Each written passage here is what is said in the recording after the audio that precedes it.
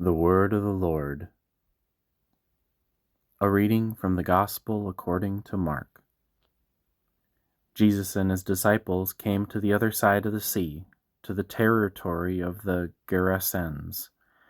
When he got out of the boat, at once a man from the tombs who had an unclean spirit met him.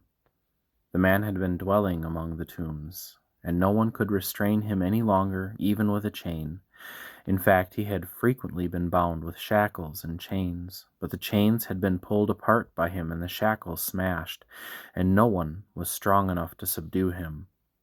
Night and day, among the tombs and on the hillsides, he was always crying out and bruising himself with stones.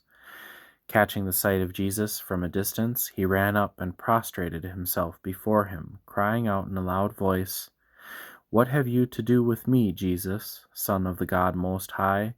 I adjure you, by God, do not torment me." He had been saying to him, "Unclean spirit, come out of the man." He asked him, "What is your name?"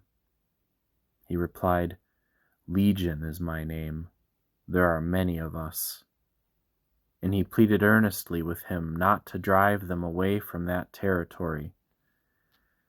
Now a large herd of swine was feeding there on the hillside, and they pleaded with him, "Send us into the swine, let us enter them." And he let them, and the unclean spirits came out and entered the swine. The herd of about 2,000 rushed down a steep bank into the sea, where they were drowned. The swineherds ran away and reported the incident in the town and throughout the countryside, and people came out to see what had happened.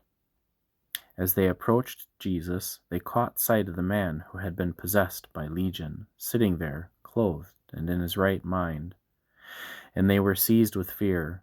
Those who witnessed the incident explained to them what had happened, to the possessed man and to the swine. Then they began to beg him to leave their district. As he was getting into the boat, the man who had been possessed pleaded to remain with him.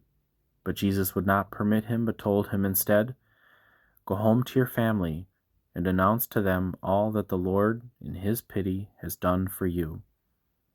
Then the man went off and began to proclaim in the Decapolis what Jesus had done for him, and all were amazed.